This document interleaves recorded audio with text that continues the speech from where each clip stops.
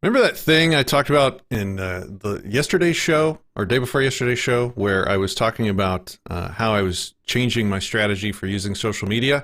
Well, it worked.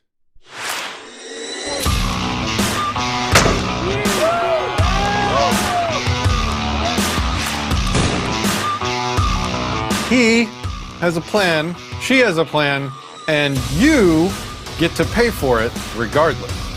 The best way to get someone motivated is to stand for something strongly, deeply, passionately. Subscribe to Disenthrall. Do as you're told.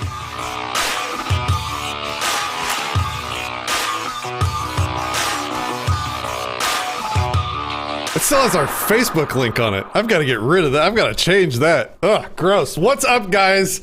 Welcome back to Disenthrall. I will be Patrick Smith. Today we have a cool one of my treasured episodes is when we have a debate to find truth with two people that are both being polite and genuine and working together for that purpose.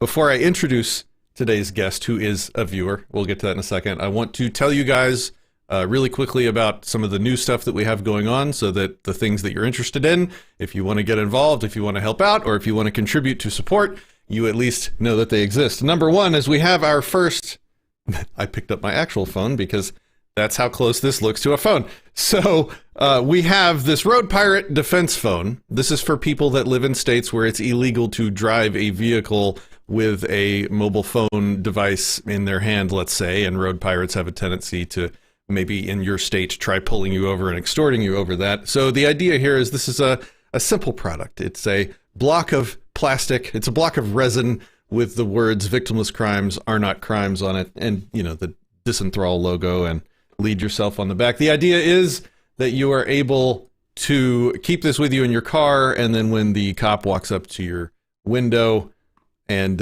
he's like, "Hey, you know it's illegal to drive with a mobile phone in your hand, right?" And you're like, "Officer, this is not a mobile phone. This piece of plastic. What are you talking about? Are you trying to assert that victimless crimes are crimes?" GTFO. Anyway, it's a way of getting out of tickets. That is available. There will be, if you go to our website, disenthrall.me/store, there'll be a link on that page to that device.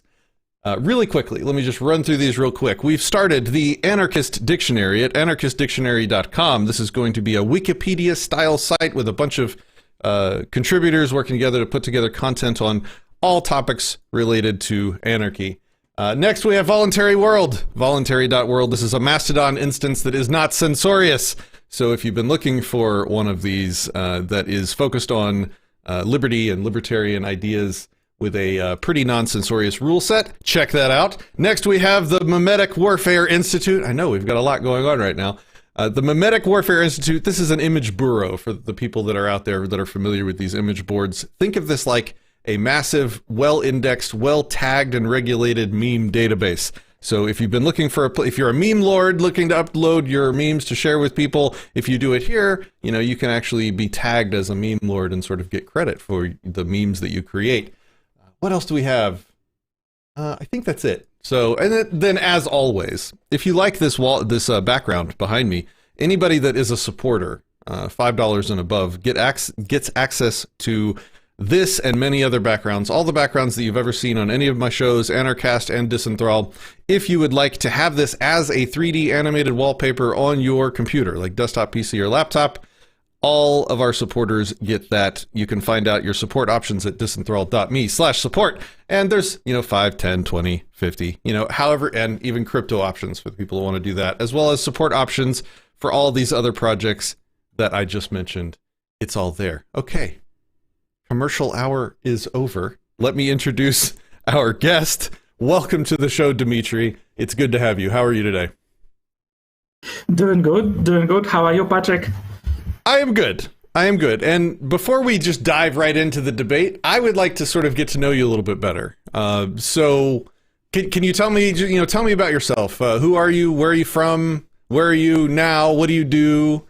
How did you become you identify as an anarcho-capitalist, right? So how did you get there? Yeah, pretty much. So I'm a software engineer, pretty much a regular software engineer living in the US right now, but I was born in USSR and I grew up in Russia, so I only ended up here like 9 years ago, maybe. So, but being born in the USSR is a big part of me becoming an ANCAP, right? Because I have seen it all. I have seen what socialism looks like, but it still took me a long time to get there.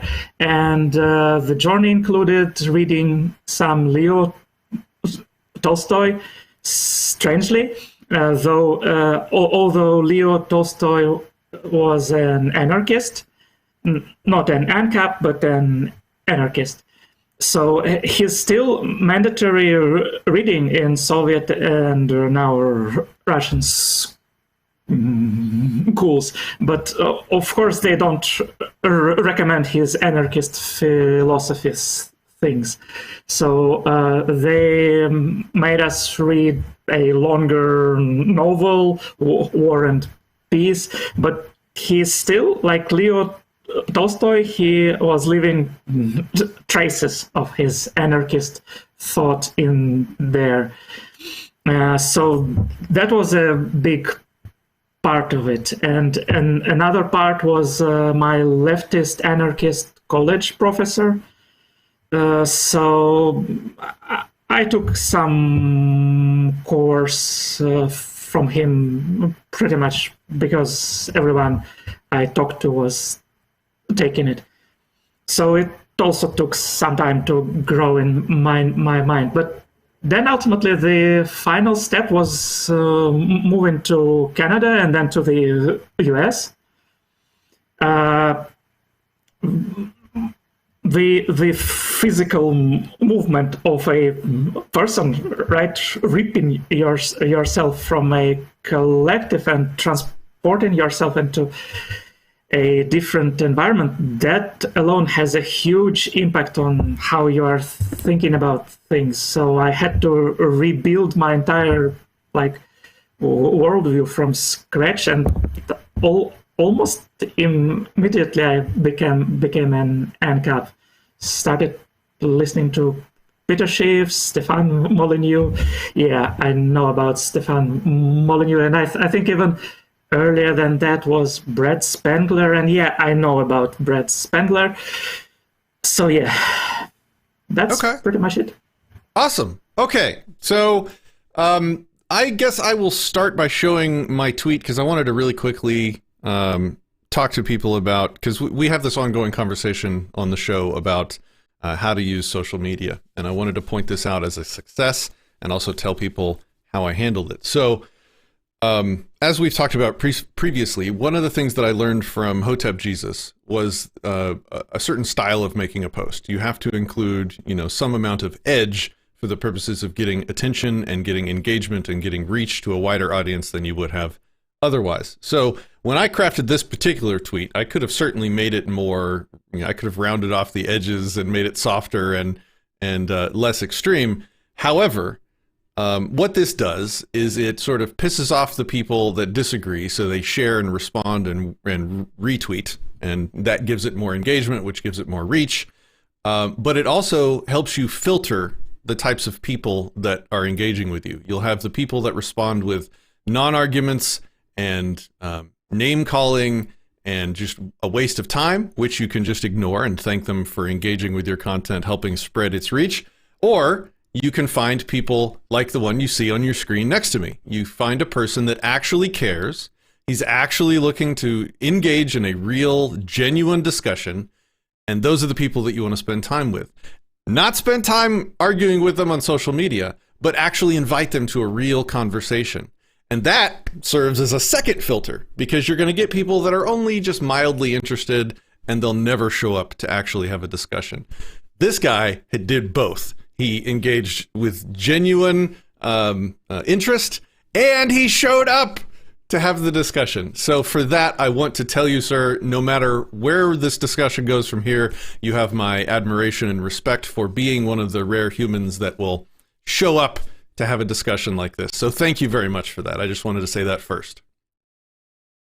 And you most definitely have my admiration for hosting this show. This is the show I've been recommending to some people, and in particular for some of the awesome analysis of certain situations, or certain news from the moral perspective. So I see this as your That makes me happy to hear. Stronger sides, let's put it that way. Yeah, and this show, look, you don't see me debating viewers every week on this show. That's how rare this is. Even among our viewers, a lot of people just don't either take the time, or they're embarrassed, or they're, bashful, or I'm not confident, or whatever. They don't show up to have these discussions. So let this show, as rare as it is, go to show a couple things. One, that when I tell people that I honestly love to engage and debate on these issues, I love to put myself out there and risk being wrong. This is me doing that, and I'm honestly excited to be here and have this discussion. And also, I hope it will inspire you guys that if you ever disagree with me on something, please let me know and engage with me and message me, and we'll see if it's worth doing a show like this. So, okay. So again, all the prefacing out of the way, I guess let me begin just by showing the tweet that kind of got the whole ball rolling on this. The tweet was this: abortion is not just a live and let live subject on account of the whole not letting live thing. All abortions are murder and NAP violations. All eviction deaths are murder and NAP violations. If it's not rape, then the doctor and mother are culpable. If it was rape, then the rapist is culpable.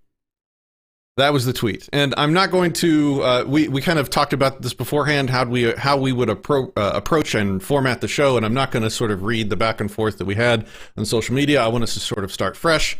I'd like Dimitri to sort of maybe present his counter arguments, or if, just ask questions. Those are fine too, and we can go from there. So with that said, I have taken the edgy stance. So destroy me, sir. Well, so before, I don't even think we should be destroying each other. I was joking. Right? I was joking. Should be looking for the common ground, right? So first off, one thing I wanted to note is that we seem to be holding a slightly different meta-ethical views.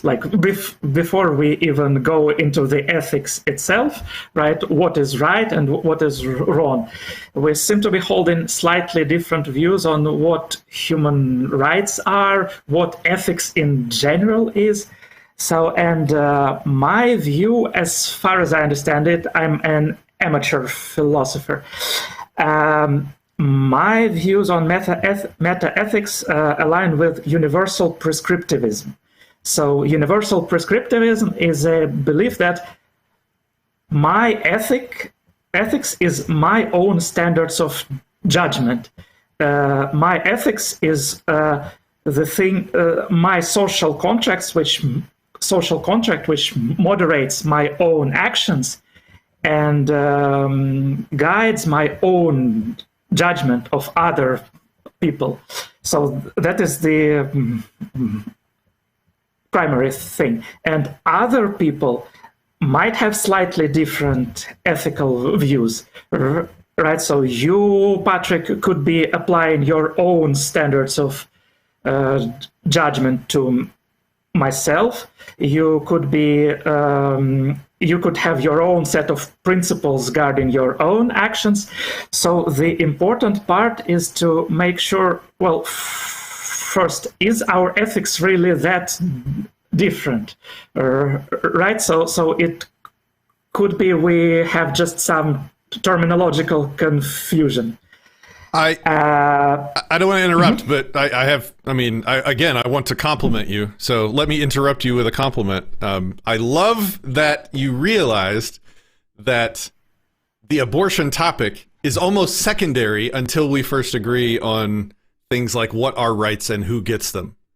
So because our definitions of that and our conceptions of that affect everything from abortion to fist fighting to what constitutes self-defense, it affects everything. So it's almost as if like the abortion topic is secondary or a sidecar until we can discuss and agree on the concepts called rights and meta-ethics. So gold star, and I'm super excited that we're already there. Like, we're only a few minutes in and we're already way beyond where I've debated this probably 250 some odd times with people, and almost never do we get to start this far forward in the discussion. So you've had time to read at least the summary of my conception of what are rights and who gets them.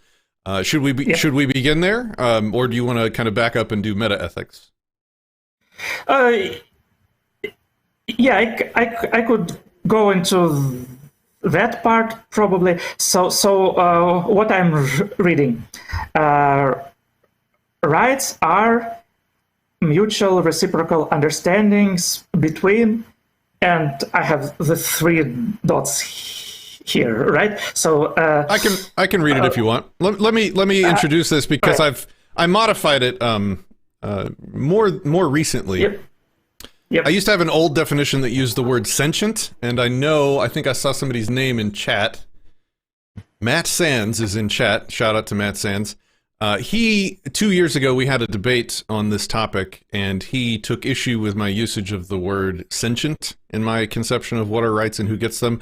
It's a messy word. It's used by vegans in a totally different way. I think it's understood by the normal populace different than I use it. I always had to redefine it when I talked about my conception of rights away from the normal definition. And I've recognized that it was a weak word to use in my definition for the past 2 years. I've been looking, and I think I finally arrived at a better word to use in place of sentience, because every time I said sentient beings, I always had to redefine sentience, meaning the two capacities that I'm going to talk about. So my sort of new working definition, and obviously this is all up for refinement as we live longer in life, right? I would say my current best definition that I found to answer the questions of what are rights and who gets them is that rights are mutual, reciprocal understandings between, and that should be afforded to, all beings who are or will become apperceptive to both advanced conceptualization and to gratification deferral and long-term future planning, and should exclude those who do not continue to reciprocate them. So that's kind of the new, I think, hopefully improved definition, substituting primarily the word sentient, which is messy and used differently by a bunch of different people, with apperceptive, which basically means the ability to fully understand, comprehend, and apply it to your current knowledge. So the functional part of that definition is that rights are mutual reciprocal understandings between these apperceptive beings. And that means that eliminates sort of moral positivism, not to get too nerdy with the philosophical language, but that eliminates moral realism, in that, the sense of morality of right and wrong is not woven into the fabric of reality. If you punch somebody, an anvil doesn't fall out of the sky and crush you, when you violate someone's rights. And just in practice, in the way they function, is as an understanding between people that can comprehend them, that have the capacity to comprehend them, and that have the capacity to sort of advance sort of self-control and future planning. But sorry, I totally interrupted you and kind of took that over, but I thought I could explain my conception of rights maybe more in depth than you just reading it. So I hope that was helpful. Yeah, that's a good thing. We can always have that. So one part of it, like, you're defining rights as mutual reciprocal understandings, right? But kind of one problem is that we do not seem to have a mutual reciprocal understanding at the moment, right? So does that change your view on human rights? It probably doesn't, right? No. It fits perfectly. And I can explain why. I don't want to interrupt you, so let me know when you want me to respond. Yeah, Go ahead. Go ahead. Yeah. So, but we can basically reformulate your statement on what rights are as rights are mutual reciprocal understandings between persons, right? So we can have a separate debate on what is included in this group of persons, right? Who exactly is included in the concept of rights, right? So who exactly has rights? I guess that is the main question here. So I have a step. Sorry, please. Yeah. I keep interrupting you. I apologize. No, it's fine. Yeah, you can. Okay.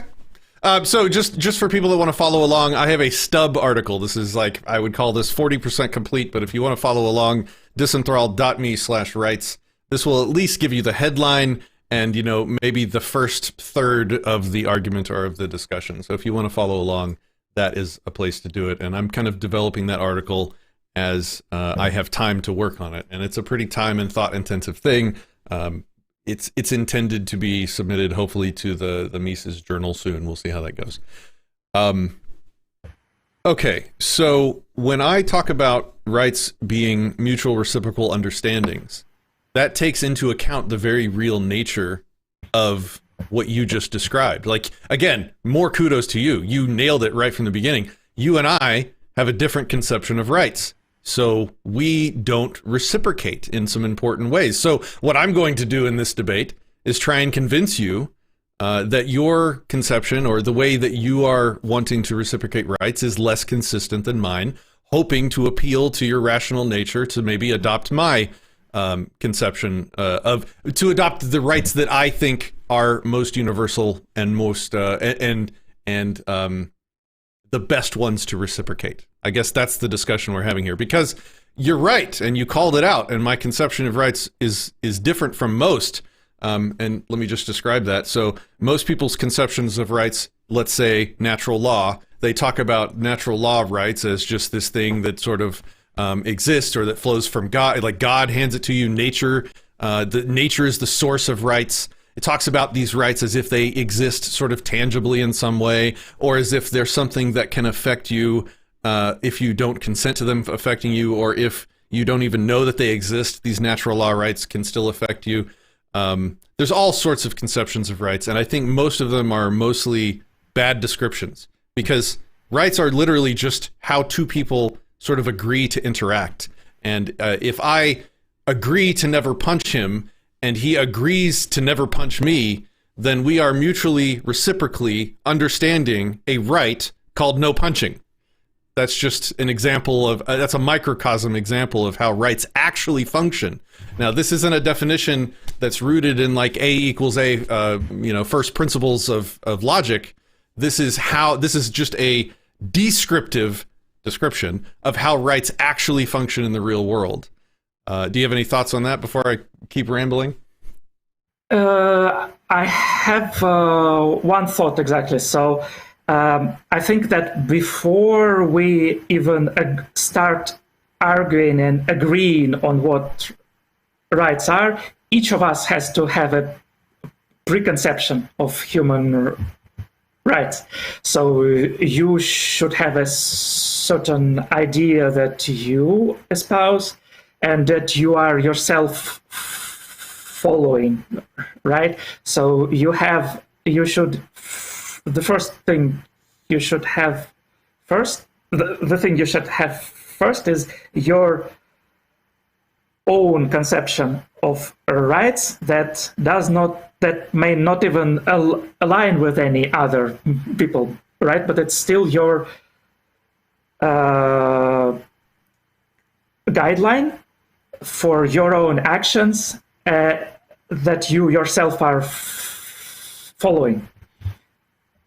That's what I'm thinking. So rights are less of a mutual reciprocal understandings, as they are the constraints we put upon ourselves voluntarily.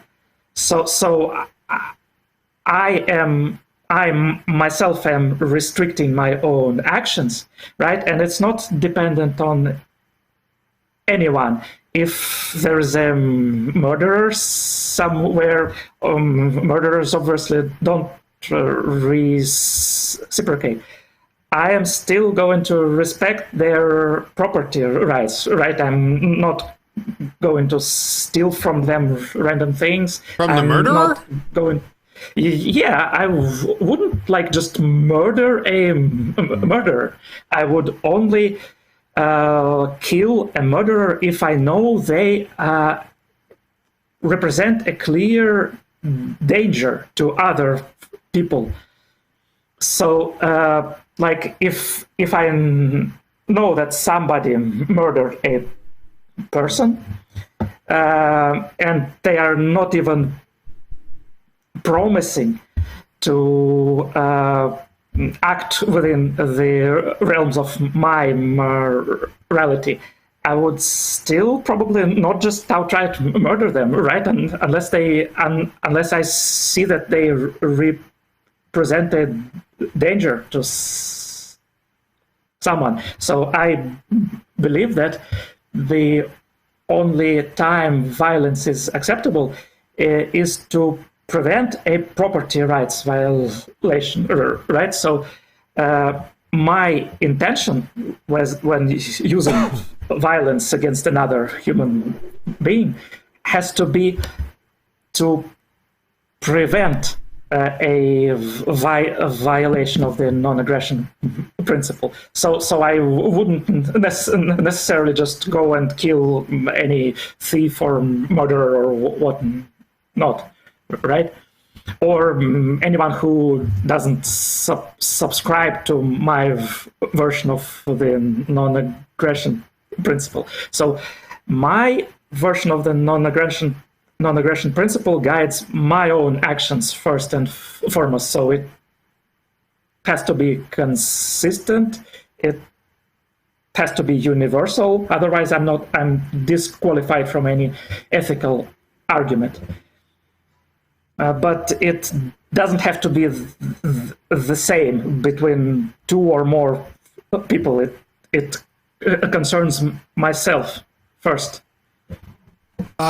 The first thing is just a subjective comment on your ethical situation. If you're going to afford the respect for rights and property and bodily autonomy to a murderer, I mean, you do you.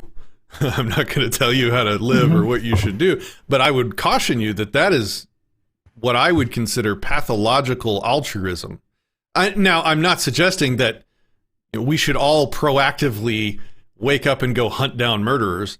I'm just saying that there's a neutral position in the middle, which is we don't afford rights to murderers. We don't proactively go out and try and find and hunt down murderers necessarily. I suppose you could, because they're murderers. But the neutral position would be like, I just have no onus. I have no, there's no reason for me to need to respect the rights of a murderer. He has clearly shown that he does not reciprocate rights with me. That's the first half of what I wanted to say.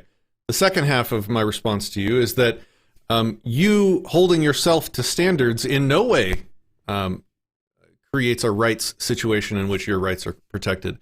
Yeah, that's how you behave towards other people. So your own rules, the only thing they do is protect other people's rights. If other people don't reciprocate and through their behavior restrictions protect yours, then rights again are effectively non-existent. So it requires it requires that two-way reciprocation.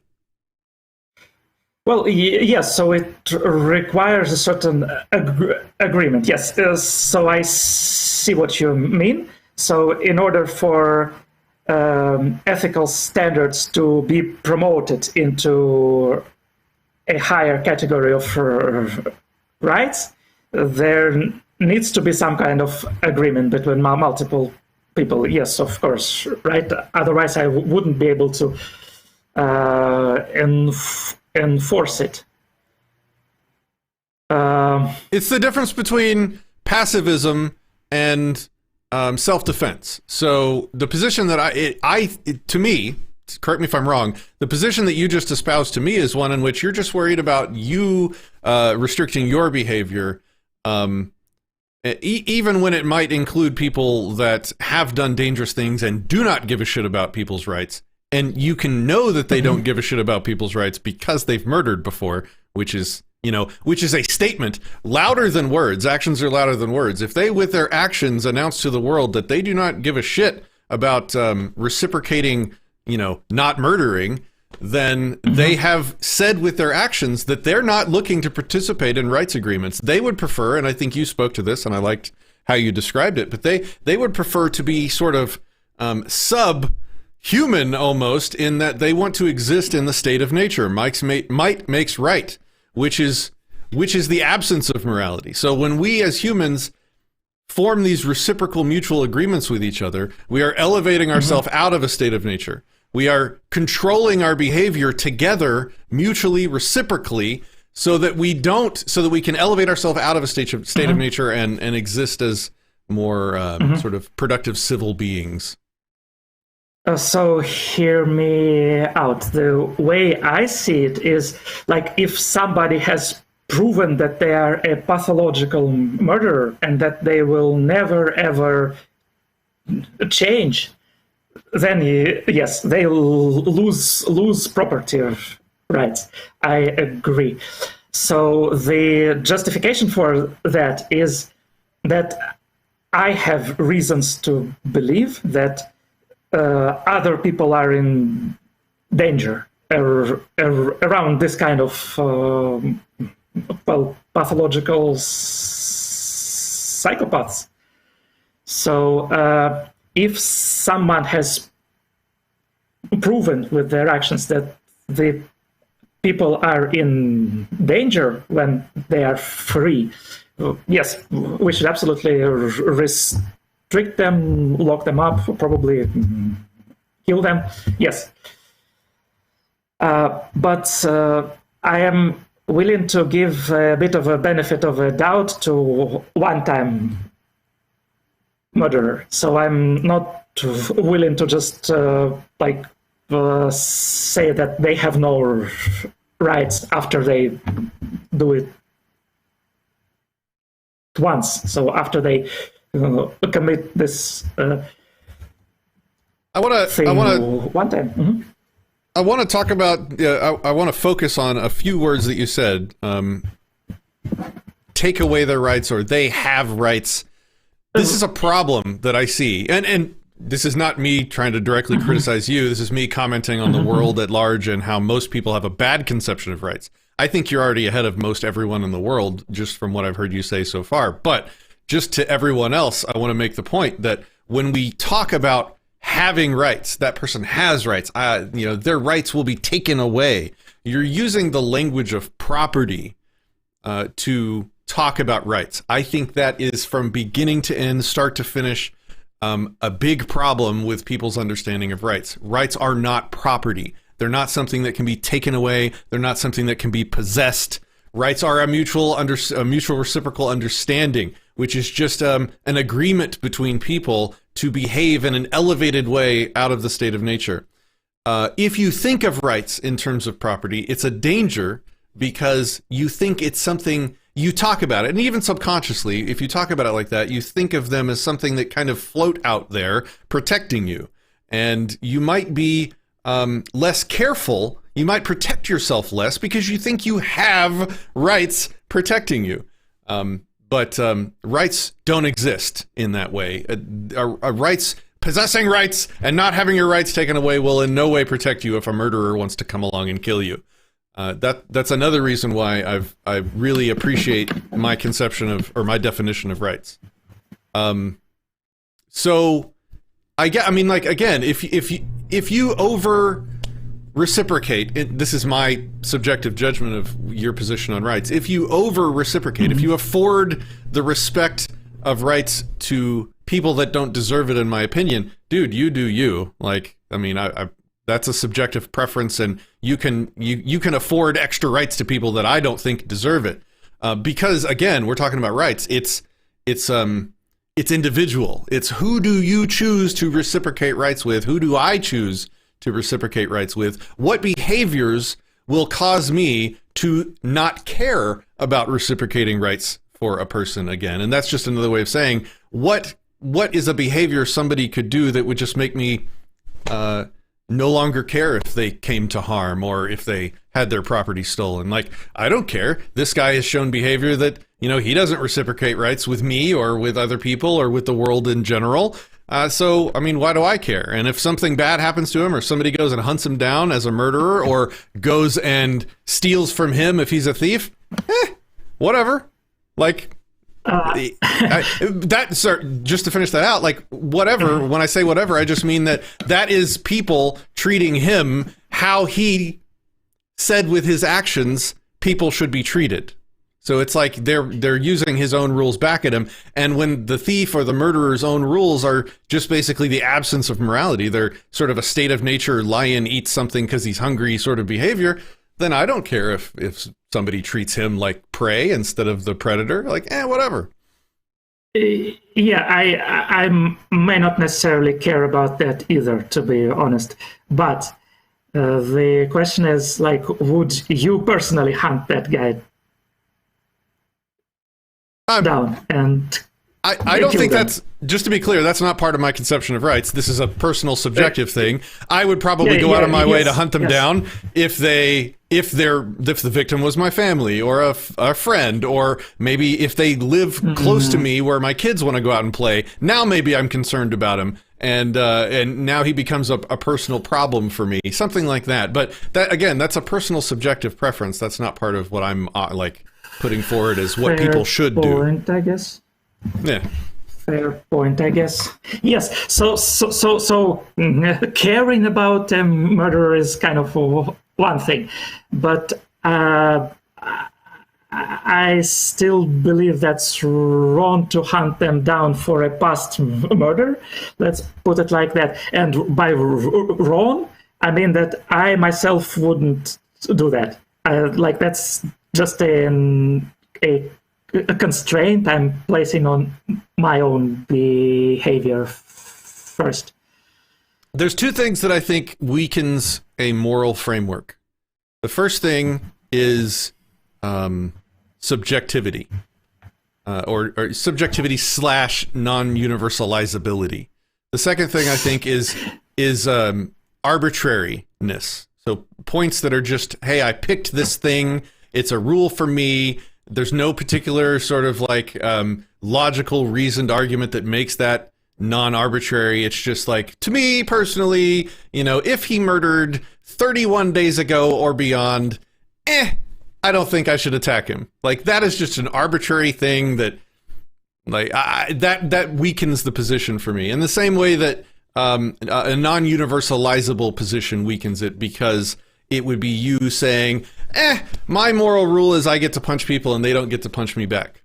Well, sorry, that's non-universalizable. You're basically just declaring yourself a king, which is equivalent to, and this is a critical point, that is equivalent to the absence of a moral framework. That's just you being might makes right. You're going to do what you want and you're going to kill anybody that resists. That is the absence of a moral framework. So those are the two categories, the two ways in which I think someone's moral framework is weakened, when they include arbitrary stuff and non-universalizable, inconsistent stuff. I think ethics isn't necessarily a bit arbitrary. So we can, but one thing we do seem to agree on is the universalizability. So yes, in order to even start arguing about ethics, about ethical statements, they need to be universalizable. Otherwise, just no way we can even debate this. No way this represents any consistent position, right? So you can debate a specific position, but you cannot debate a non-position. So anyhow, what I think is particularly important in this scenario. So I do believe that you and I can have slightly different ethics or slightly different commitments to ourselves and the wider society. What I think is important is that our ethics should be compatible with each other. And by compatible, I mean that we should never end up in a situation where we would use violence against each other. So with that in mind, let's go to the abortion situation. I'm not quite ready to go there yet. I really think like if we don't have a foundation of rights, then the abortion topic is almost superfluous. Mm-hmm. You said that ethics is a bit arbitrary. That stands out as like a big red flag. Like we got to talk about what the hell you meant by that. Ethics is a bit arbitrary. So let me define my terms. I consider ethics to be the study of equations that determine or that provide moral judgments of behavior. So I think of it as I use it as, I want it to be, that's a better way of saying it. When I work on ethics, I take it as a science with me attempting to apply consistent, rational, non-subjective rules that will create an equation. And when I plug all the variables into the equation, out pops a consistent, deterministic, if I put the same variables in, the same good or evil sort of thing pops out every time.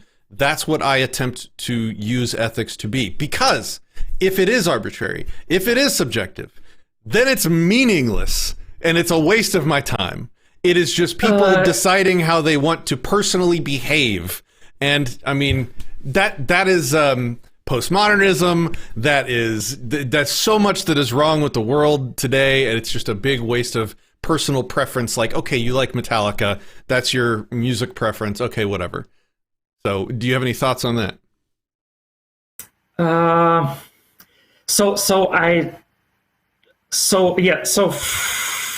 First thing, you mentioned something about being analogous to physics, right?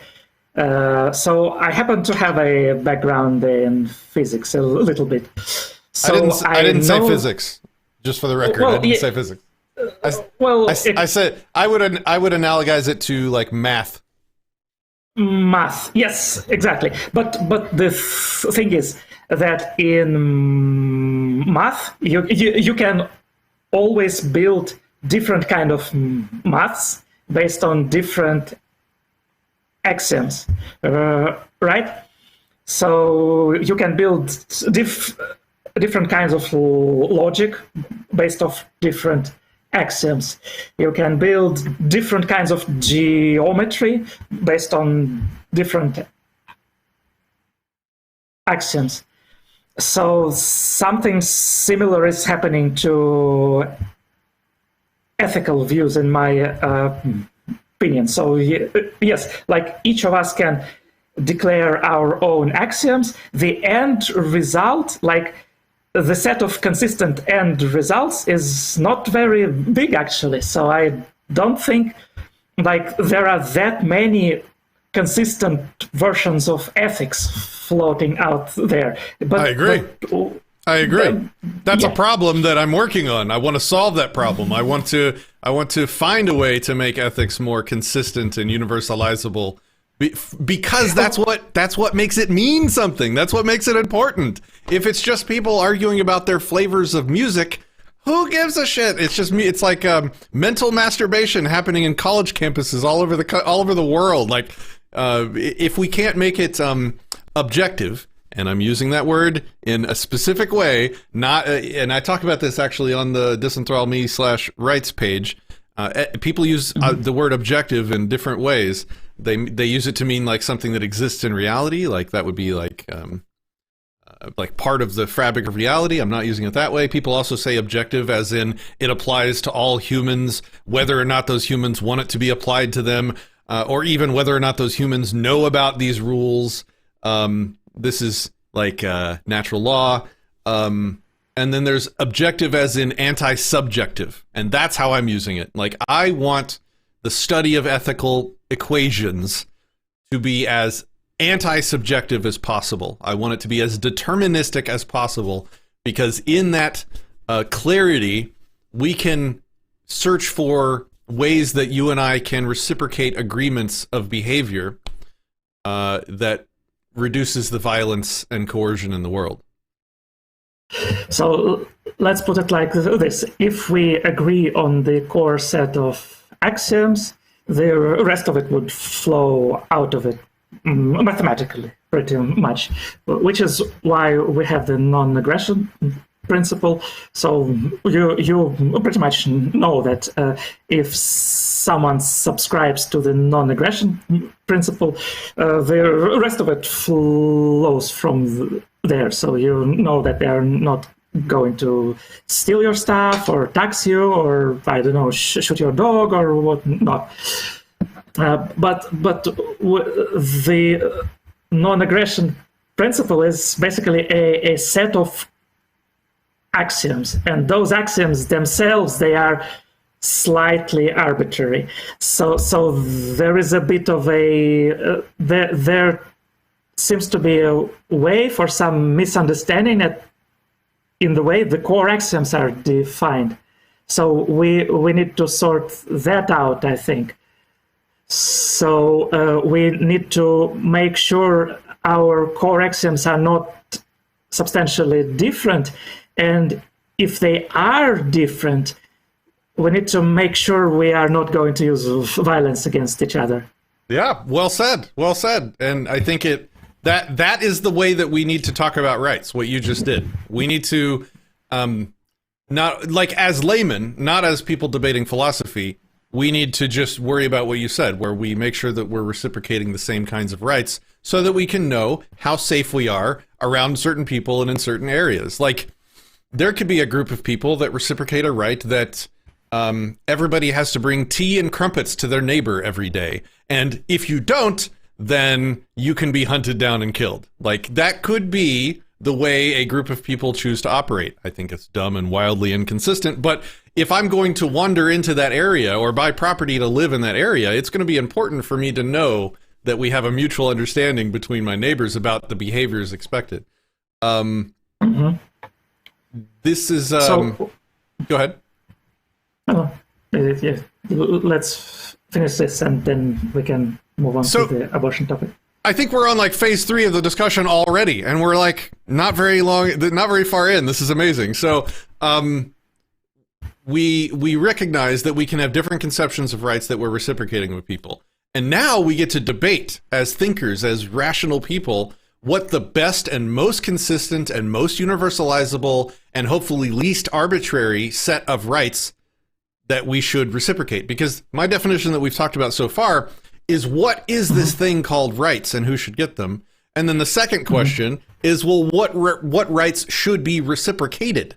What is on the list of rights that we should reciprocate? So these are the two pieces, and the non-aggression principle is what we as anarchists plug into that list of what should be reciprocated, right? That's like I don't seem to. Yeah. So I'm not completely convinced about that. So let's put it like that. So for me, the non-aggression principle is still what, like, the constraints I'm putting upon myself, right? So it would, of course, be nice if we negotiate it between each other and we understand it the same way, right? So we would have a stable society with no violence if we make sure we all subscribe to the same understanding of the NAP. But as of now, I'm not completely certain that is the case. Let's put it like that. Let me try and answer that by asking you questions. Do you demand that other people also behave towards you according to the non-aggression principle? Yes, of course. That's exactly what I'm talking about. Like, you say, this is the thing on my list that I not only restrict myself and my own behavior by, but that I demand everyone that I'm in a relationship with also act according to. That is a mutual reciprocal understanding between people. And if somebody violates that mutual reciprocal understanding by violating the non-aggression principle in this case, then you have the right to act with force against them. This is just a really philosophical, nerdy way of describing self-defense and a NAP violation. When somebody punches you or attacks you, they are ceasing to reciprocate the mutual understanding that is rights, in this case, the non-aggression principle, which means it frees you from the responsibility of respecting their rights and property. So you can attack them back, also known as self-defense. So the adherence to NAP may not necessarily be mutual, but yes, of course, if I am being attacked, I am going to use my understanding of NAP and my own judgment, and I am going to fight back, of course. Yes. So that is. So NAP is a set of principles guiding my own behavior, including the way I defend myself and the way I judge other people. Forgive me for eating. I'm ending a 24-hour fast, so my brain is out of energy, and I'm trying to pump it back up with some steak fat real quick. So I apologize for eating on stream. I don't like doing this. Yeah, that's fine. That's fine. So do we sort of agree now, or I guess if we don't agree, what is the distinction? Maybe. What is the difference between what I'm describing and what you are?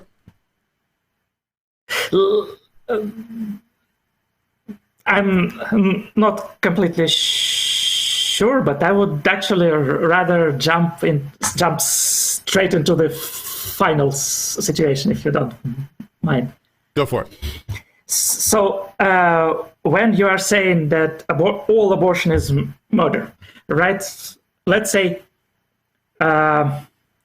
you know there is an abortion clinic near your home, right? And you know that there is a doctor in that clinic about to perform an early stage abortion. So by early stage, I mean, let's say like 8 weeks.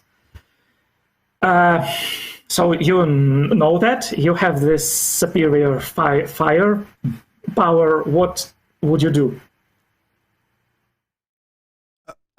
Same thing I would do for a murderer. If it really affected me or was a danger or whatever, I could choose to hunt the doctor down. Like it's the same. I would make the direct analogy to a murderer. If there was a group of murderers in a building near my house, what would I do? Well, I don't know. I might do nothing because it's a risk, and violence is always wildly risky. Like, I don't know, like what would Chick-fil-A do in a free society? Maybe because, they're very religious types that are very anti-abortion. Maybe when you go through their drive-thru to pick up some chicky nuggies, maybe, they do one of those donation cards. Hey, do you want to contribute $5 to the abortion doctor hunting fund? We'll add $5 to your bill. That's mainly a joke, but that's just illustrating the point. Like, I don't have to personally go and do something. My conception of rights is me trying to recognize the reality of how they work, which means that I don't feel like I have to afford or protect anyone's rights that does not reciprocate them. And does abortion ever in any way not kill an innocent life? No. Like, definitionally, that is not the case. Now, notice, in my conception of rights and in this discussion of abortion, in my conception of rights, I specifically say, I use the word beings and not humans, because, again, I'm trying to reduce the arbitrary nature of our language in this area. There's nothing special about the human species that isn't arbitrary when we're talking about rights. So it's not the fact that the fetus, the baby, whatever, is human, or when does it get its humanity? This is another sort of pit that people fall into in these discussions, because what you consider to be humanity is subjective. It's like a preference, again, and I'm trying to step out of those areas. So when I come up with, or when I develop this conception of rights, I specifically try and look for all the arbitrary points and eliminate them. And that's one of them.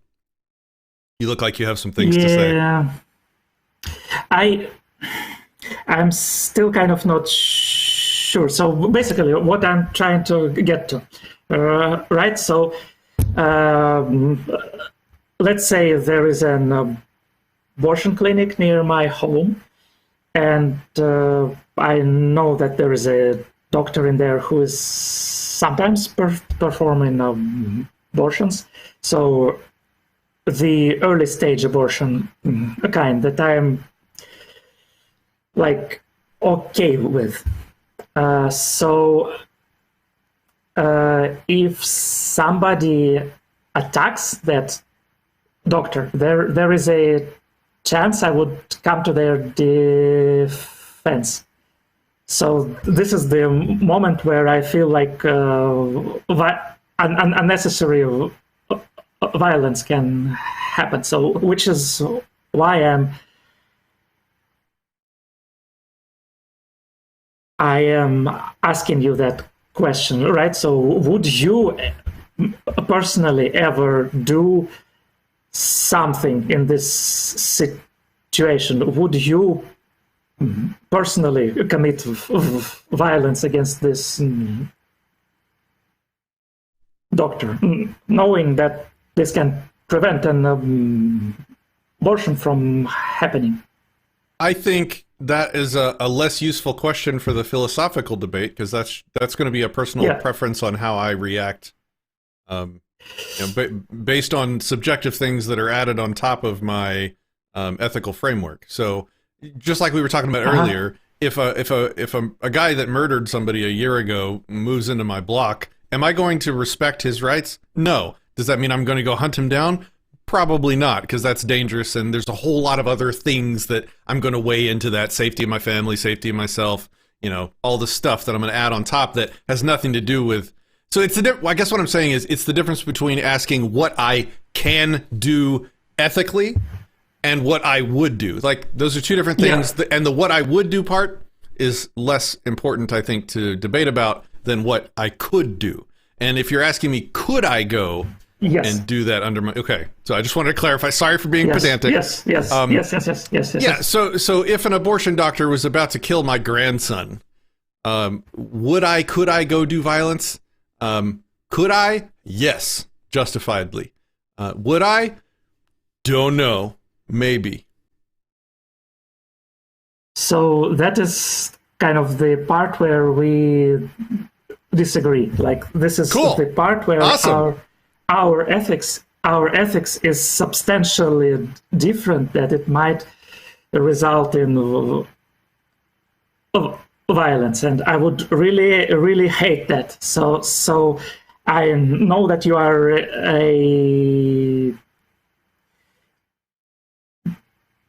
a person who genuinely cares about human rights, and I know that I am, well, not necessarily human, about rights, and I know that I am a person who cares about rights, but due to our ethics not in exact alignment, we might end up using violence against each other. So that's an important observation. So what that means is one of two things. If we are moral subjectivists, then we walk away from this discussion just saying to ourselves, well, he has a different conception of rights than I do, and so there might be conflict someday. Or we can try and elevate ourselves and elevate the study of ethics to something more objective in the sense of anti-subjective. And we can try and determine and say and agree that one of us is wrong. And we can attempt to find out which one of us is wrong and persuade the other to come to our position. That's what I would be interested in doing. If you're just happy to like say, okay, well, we disagree and we're end of discussion, I'm not really interested in. I mean, that's weak sauce to me. I could be wrong here, and I would like you to prove it. And I think you're wrong, and I will try and prove it. I think we should both try to do that, even if we are ethical subjectivists.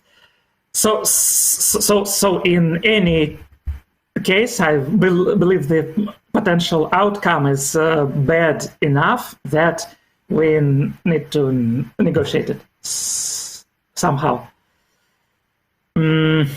So how can we do it? So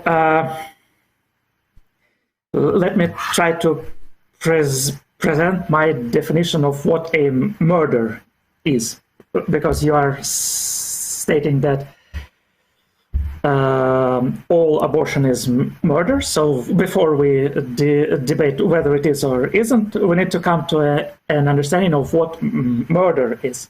So I believe murder is an involuntary killing of a person. So there are two important components here.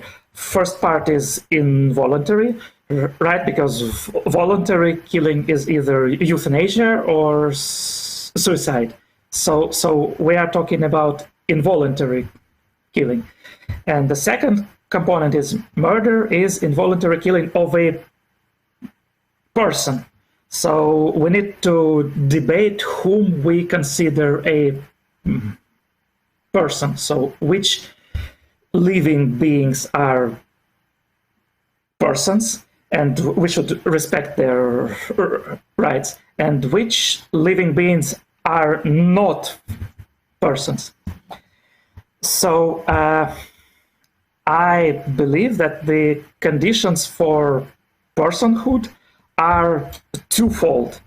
So first, a person is someone who has a sufficient brain complexity at the moment, or not necessarily a brain complexity, because we may be talking about an artificial intelligence. So a person is someone who has sufficient complexity of their thinking in the moment.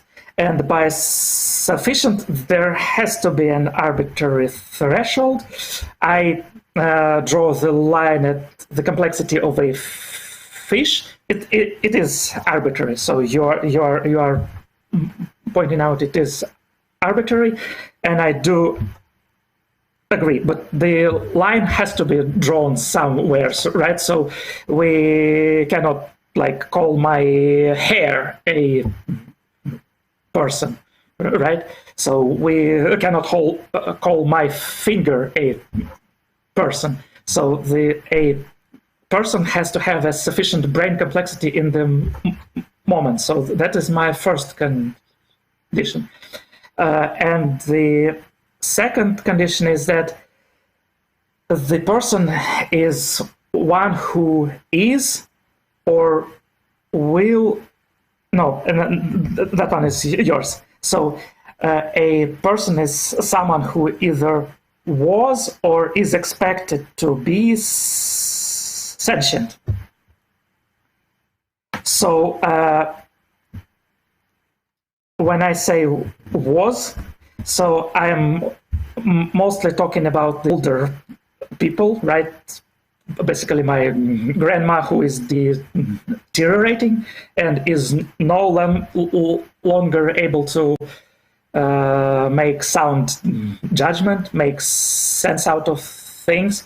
I would still consider her a person for as long as she has that sufficient brain complexity. Just on the fact that she used to be a reasonable human being and used to subscribe to the concept of human rights and whatnot.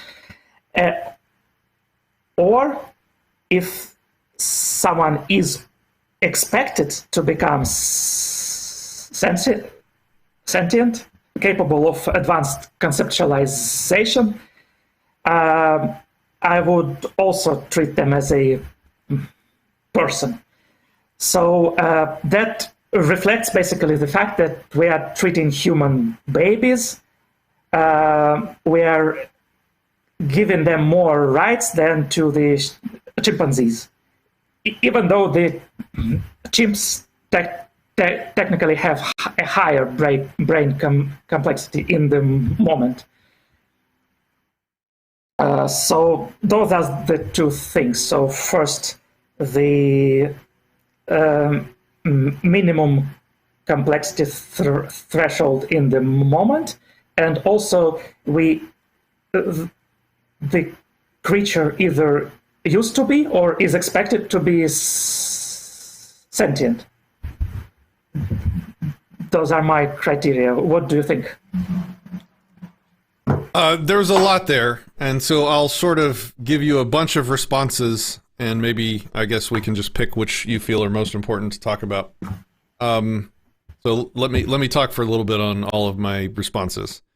First of all, the person distinction is, to me, totally arbitrary, and again, weakens the position. Like, if I'm going to talk about a list of, if I'm going to talk about an equation to determine who should get rights, personhood is totally arbitrary. Like, we could envision, you know, I don't know, let's say a dolphin that has advanced apperception to the two capacities that I talk about, and I put it up on the screen just so I don't have to keep reading the whole thing over and over. But you know, you could totally picture like an ape, or you know, a primate of some kind with an elevated level of those two capacities: advanced conceptualization, long-term planning, and gratification deferral, that could begin to and would have the ability to reciprocate rights. You could also easily imagine, you know, just like an alien coming down to Earth that is obviously advanced enough to be able to participate in rights reciprocation. The humanity thing, the person thing, humanity is arbitrary, like I just talked about. The person thing, yes, that's way arbitrary and subjective. Like, who you consider to be worthy of being granted personhood is just that you're like, there is no non-arbitrary way to define that. That isn't either just, well, there is no non-arbitrary way to define that.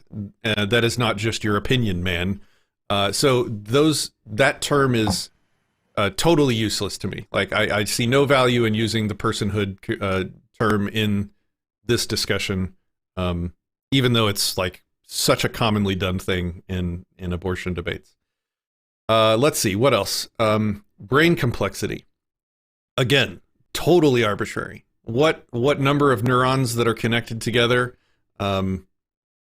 is just an arbitrary line in the sand that you have just decided was the correct one. And in this case, you picked a fish, which is, I mean, it's hilarious that is the line in the sand. Like, once you hit the brain complexity of a fish, like, that's just your opinion, man. Who cares? Like, that's not a universalizable thing. That's just your personal preference of brain complexity. So like, you are pushing me on who I would attack if they were down the street from my house. You're basically saying that if it's above the brain complexity of a fish, you would attack them, but below a fish, no attacks. So hold on, let me go on a rant. You can respond to everything.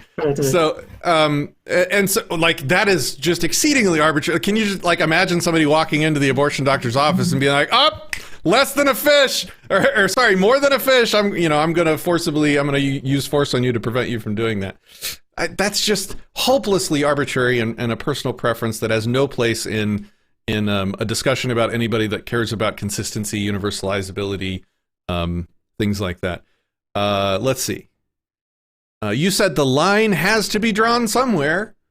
No, you don't have to pick an arbitrary line. That is an assertion that you would have to prove. I hold that no, the line doesn't have to be drawn somewhere arbitrarily between 0 and 100. To be consistent, we have to eliminate these arbitrary stupidities, which takes us to the moment a being becomes on a path to where it will be apperceptive to advanced conceptualization and these. I'm going to call them, just for everybody watching, for the rest of this talk, I'm going to call them the two capacities from now on, so I don't have to keep saying that possess advanced conceptualization, gratification deferral, and long-term future planning over and over. I'm going to say the two capacities. So as soon as a being is on the path to becoming apperceptive of the two capacities, that is the only non-arbitrary point at which you can say, this is where we need to begin affording them rights as well as, demanding that they don't hurt ours to elevate them out of a state of nature. Now, I can talk for an hour about why that is important and why it's not has having rights in the past, or excuse me, has having been, what did you say, was sentient. There's all sorts of problems with both of those two words. There's all sorts of problems with the word was, and there's all sorts of problems with the word sentience. And I know personally the problems with the word sentience because that's the word I've been using for the past 2 years until recently. If you're going to continue using the word sentient, I would need you to define that very specifically, because to the vegans, that could mean a plant that reacts to the human touch could be considered sentient. Excuse me, steak could be considered sentient. So if you're going to continue using that word, please define it. There is no non-arbitrary difference between a 1-day-old baby and a 9-month-old baby inside the womb. There is no non-arbitrary difference. There is likewise no non-arbitrary difference between a 1-day-old baby in the womb and a 2-month-old baby in the womb. We are all creatures that have cells that replicate and grow over time. I have a lot more cells and a lot more complexity than I did 40 years ago. But there is no non-arbitrary differentiator involved that you're just not just going to pick and plant a flag on a hill and being like, this is when I personally think it matters. It's just an arbitrary non-distinction. Okay, so your turn. Okay, so yes, there is no non-arbitrary distinction, and no, I don't think you can get away from the personhood debate, because I believe you are already in the personhood debate anyway, and you have your own arbitrary criteria for personhood. So in your understanding, as far as I see it, a person is a being who is or will become a perceptive to both A, advanced conceptualization, and B, gratification deferral and long-term future planning, and should exclude those who do not continue to reciprocate. So that's basically your definition of a person. I did not use the word person. Sorry, yes, you did not. Okay. You did not. But ultimately, that is how you define a person, right? So someone who has rights according to the non-aggression principle. So, and it has to be arbitrary, because A, advanced conceptualization, right? So how advanced? Exactly. So we know that ravens have some sort of advanced conceptualization, but it may be not as advanced as for humans, right? We know that chimps have some very advanced conceptualization compared to, I don't know, flies or fishes. So you do have to draw a line somewhere. And also gratification deferral, long-term future planning, like how long-term exactly? Because again, we know that squirrels can sort of plan for the winter by burying nuts. So you like ultimately you have to draw a line and come up with some vague things like this, right? Advanced conceptualization, being sentient, gratification deferral, brain complexity. So they're all of the same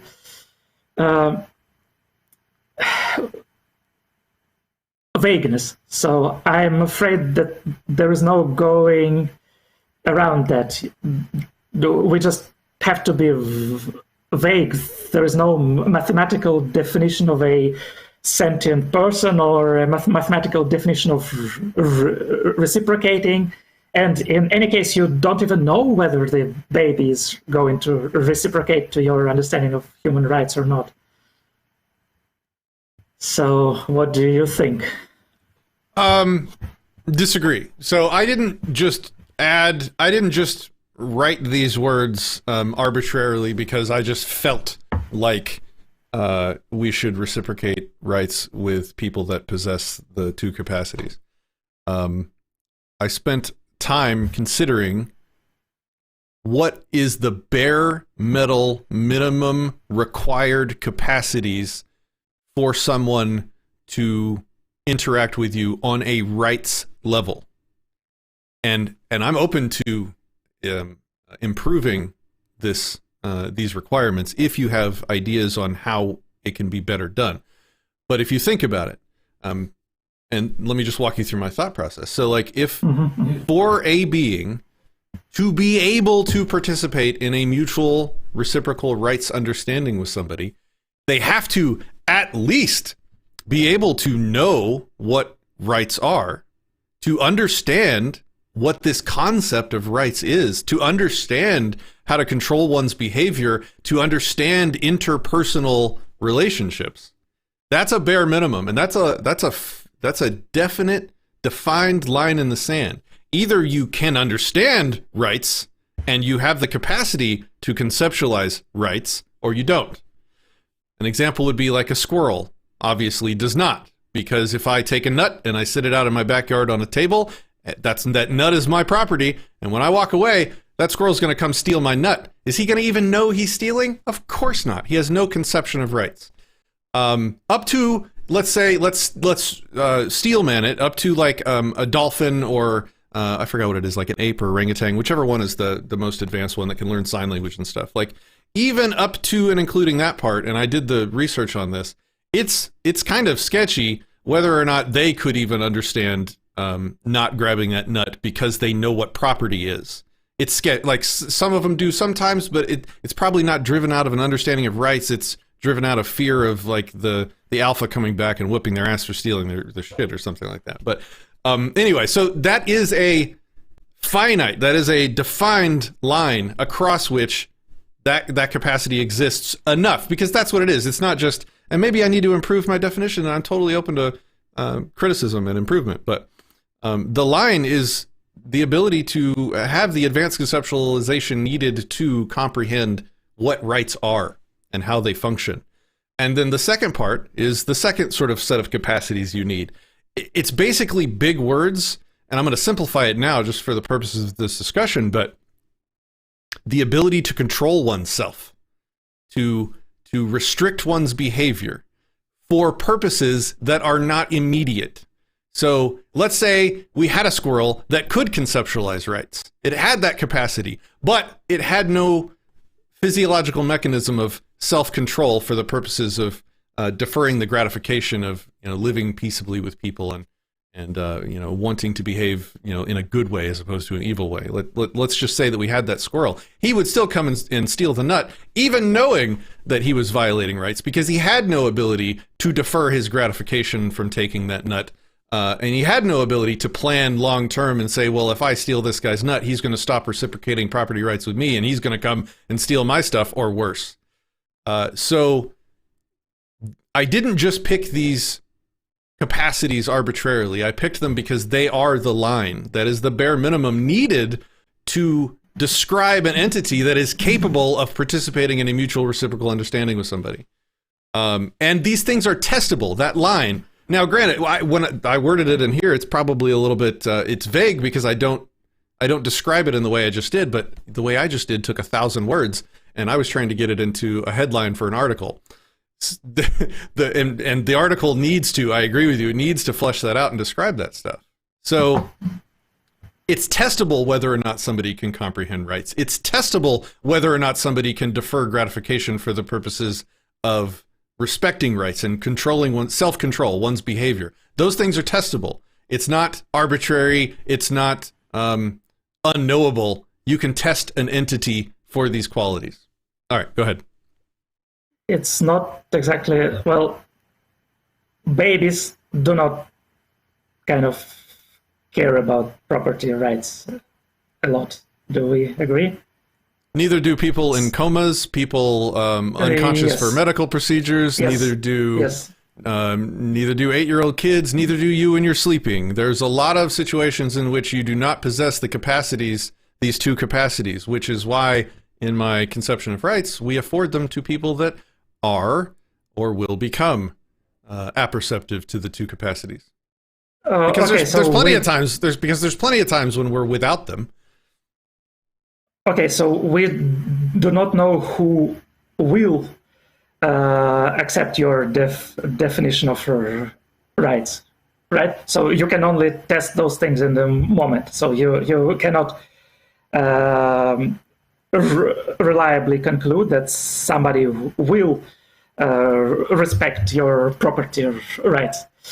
That's one thing. So another thing is that 99% of the people are kind of statists. So they don't subscribe to your definition of property rights. Are we going to just kill all statists? What? Are you Kathy Newmaning me right now? No, I mean, I'm just really trying to understand that, right? Because like it really takes like not every human being can even get into this, advanced philosophy and subscribe to respecting property rights under all circumstances. So I don't know if you're joking or trolling or serious. Do you really think that I think I need to go attack all the statists right now? No. Okay. Of course not. And the reason I don't think that is I believe you are a reasonable person, so you have your understanding of the non-aggression principle, and you are the one following this, right? So I would expect you to adhere to your non-aggression principle that you care about and that you respect. So I actually trust you that you wouldn't just go and kill random people just because they don't. Well, thank you for that. Adhere to something, right? So in a way, I'm giving you more credit than you are giving yourself, I think. So I think there must be something more to your philosophy than just caring about everyone who subscribes to respecting property rights under every circumstance. Okay, I feel like we've left the abortion debate and now we're talking more generally again, which I'm fine with. I'm just a little confused as to what you're confused about, honestly. Like, let me give a short crack at it and you can tell me if I'm on the right trail. So, if my random person walking down the street that I meet, I find out that he voted for some socialist policy that's going to extort me further to pay for something that he wants to, that just tells me that he doesn't reciprocate rights in the form of taxation extortion. And therefore, if he gets extorted or stolen from, I care less about that. Like, I'm not concerned about his property if he's not concerned about mine. That's all. Okay, so you are basically trying to judge other people by their standards. That's what you're trying to do, right? I'm kind of... Well, it is I don't know what you mean by that, but it would be self-contradictory for them to behave in a way that they did not want to be treated. Right. Okay. So yes. Okay, maybe.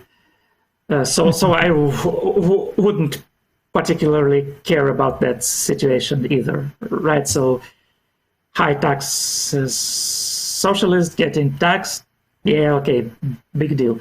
I wouldn't tax them myself, obviously, right? So I am kind of still acting out of my understanding of the non-aggression principle, not so much out of their understanding. Or I don't know. I mean, else's. we could edge case it in a way that would never be plausible or practical to implement. Like, we could just make a situation in which that we knew that our neighbors' support and voting for a law specifically increased my tax extortion burden by $100. So would I be ethically justified in going and finding $100 of his cash and taking it? I think you can make that case. But that's not like a practical thing, you know, like, that's just a thought experiment, right? Yeah, it's a thought experiment, but like, even under these conditions, I would not feel entitled to their money.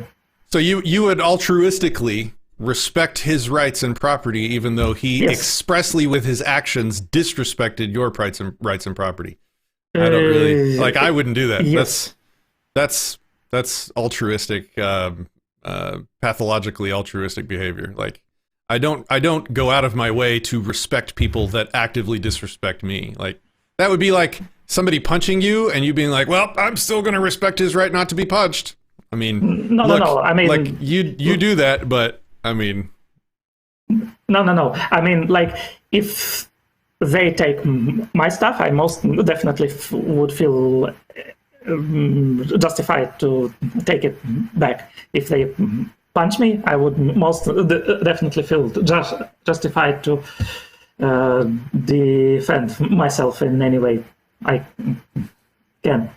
So the thing is, like, if that person is not a danger to me or anyone right now, I wouldn't feel entitled to violate their property rights just because of their opinion, essentially. But they are a danger to you. They helped extortion happen to you. They are culpable for that.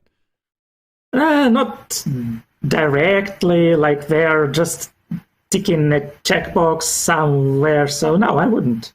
I don't think that justifies. Well, that's a whole different discussion on voting, like culpability of voting. You're welcome to maybe come back on the show another time. We can talk about the ethics of voting. But so maybe that was a bad example. Okay, so bringing it back to abortion. Yeah. And again, dude, I'm very much enjoying this conversation. Thank you for participating in it.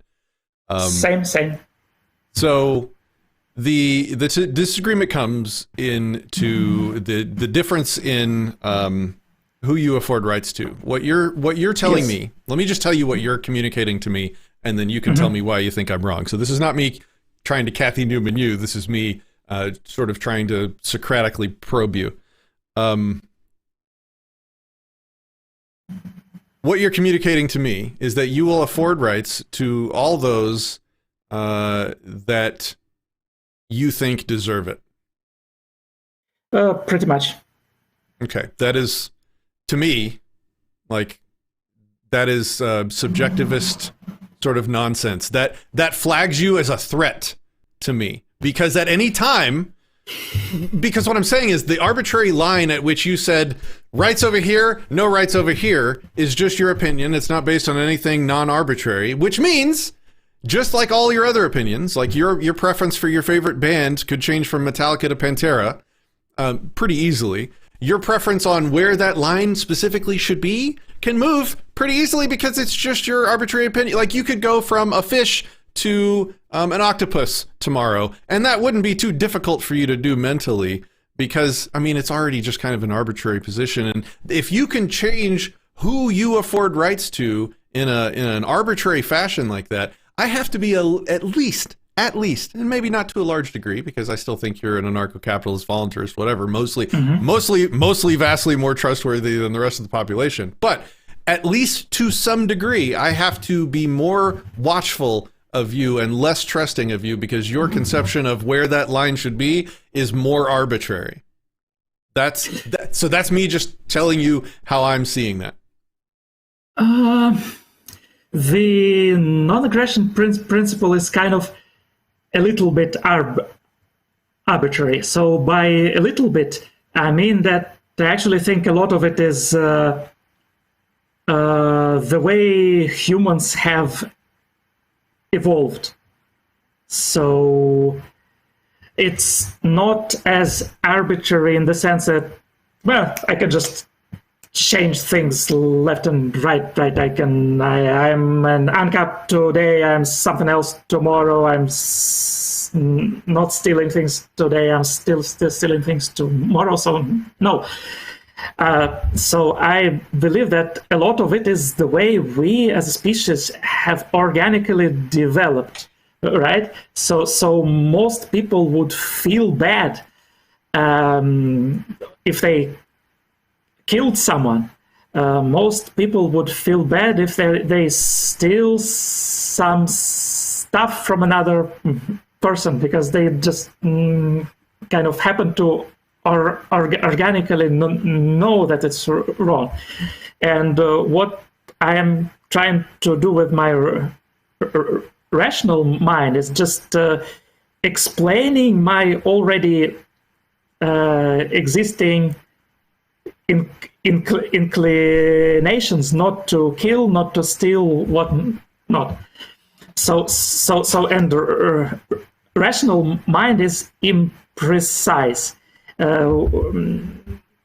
I have to kind of arbitrarily draw the lines. That's what I feel. But I am drawing them in such a way that I'm fairly confident I'm never going to cross those lines. I don't see a position that you took in what you just said that I can comment on or respond to. I guess I don't understand what you just said. Did you say, or did you intend to say, and again, I'm not Kathy Newmaning you, I'm asking, did you say that the non-aggression principle is arbitrary? It's not arbitrary. It's a lot of it is the way we humans have evolved. We are just trying to conceptualize it. Here, that's what I think. And the exact words that we are using may be a bit arbitrary. So there is some... you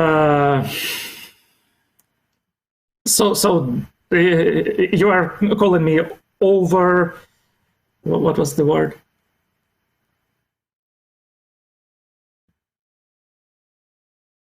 I'm sorry, I don't know. What? I'm a little lost right now. I don't know what's... Go ahead. Overly compassionate or something like that. Oh, overly altruistic. Yeah. Yes. Yeah. Yes. I think you are altruistic to a degree that might result in more risk of harm to you than otherwise. That's all. But that's a preference. Like, I'm not saying that you should objectively change that. Like, there are people that are pacifists. That is the ultimate pathological altruism. Like, somebody could be punching them and they wouldn't do anything. Anyway, yes, exactly. But you know what? I want them to live how they want, and if that's how they want to live, fine. Do your thing. But I am not going to live like that. That is exactly the part that is arbitrary. So the exact degree. Wait, what's the part? That's the part of the NAP that's arbitrary? Like, the NAP determines what you can do ethically, not what you should do. Does that make sense? Like, it says that you can defend yourself with force. It doesn't. The non-aggression principle doesn't say that you have to. Yes. But the pacifists, they claim that you cannot defend yourself with force. Yeah, that's not part of the NAP, right? Yes, that's not part of the NAP, but they have NAP is an arbitrary set of ethical axioms, and complete and total pacifism is also another set of arbitrary ethical axioms. Okay, so I need you to tell me how the non-aggression principle is arbitrary. It's arbitrary in the sense that you're just declaring it that you cannot violate the property rights of other individuals, right? Other people. How is that arbitrary? I'm not getting it. I'm trying. I'm not getting it. That's arbitrary because you are declaring it arbitrarily, right? So that's an random set of ethical axioms that doesn't have to be there. So you don't necessarily have to subscribe to them. Now you can make like all kinds of exceptions theoretically. Are you conflating? You can say that. Are you conflating arbitrary with optional? It's arbitrary in the sense that you just declare that you are following the non-aggression principle. But if you don't declare that, you kind of can do that, right? So why would you adhere specifically to the non-aggression principle, right? That's the question, I guess. Because it's the only rule that anybody has come up with yet that is universalizable and has the capacity to prevent all conflict when implemented. Like there are no other alternatives that I'm aware of. If you know of one, tell me. What is another universalizable? Pacifism. No, that doesn't prevent. Pacifism is universalizable. That doesn't prevent. That doesn't allow you to defend yourself. Yes, let me think about that. Yes, that might be an correct. alternative. Let me think about that. Yes, if everyone was a pacifist, how is everyone being a pacifist not the same as not initiating force? That's still a different arbitrary set of base axioms. If everyone follows it, it will result in exactly the same outcome as the NAP. Yes, but the set of axioms is different.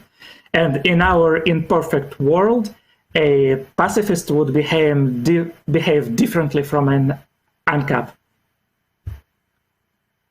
Fair enough. Okay, so there's two. It's just one is pretty self-destructive because you're never going to have everyone. Yes. Okay. I appreciate that. I learned something. I can no longer say the NAP is the only universalizable one. Thank you for that. That's good. Well, yes, so Leo Tolstoy to the rescue. Yeah. Okay, so there's two, and one of them is dumb and deadly. Okay, got it. Yes, I absolutely agree, yes. But okay, so to go back, it's not arbitrary, it's the only universalizable one that isn't dumb and deadly. There you go. Okay, so where there is two, there can be three, and I claim that everyone has a slight So I claim that everyone has a slightly different universalizable non-aggression principle. So the non-aggression principle itself relies on a whole bunch of arbitrary things, like how many times do I have to accidentally step on your lawn that you are justified in shooting me? It doesn't specify. It's one. Well, I don't believe so, right? So if somebody just does it accidentally, I don't feel that would be. Do you like? It's the difference between. No. So we're in the weeds on the non-aggression principle is a bumper sticker for a set of basically property rights that we reciprocate, and there's a difference between a more like two people shipwrecked on an island's implementation of a non-aggression principle, absent society, absent context, absent any real-time society type considerations where we have mutual agreements where we live next to each other, and like my neighbors have all signed a homeowners association agreement where we've come together and we've agreed on a set of rules. That's the kind of stuff that you add onto the non-aggression principle to round off the, the nastier, less comfortable edges, for sure. But as a rule, it just says don't take the positive action of damaging someone's property or violating their consent. But the only difference between it and pacifism is that it says, and if that happens, well, then you can defend yourself. Okay, got it. Can there be other universalizable behavioral patterns? Because anything you add on to do nothing and defend yourself there are no other options that I can think of that do not include some level of an actual initiation of force, which would be a totally different beast. I mean, neither do I. But it seems that there can be some variation in the understanding of the non-aggression principle, like what exactly constitutes damaging property, right? So let's say I slap you on the shoulder. Did it happen without your consent? Yes, it did. Do I have like reasonable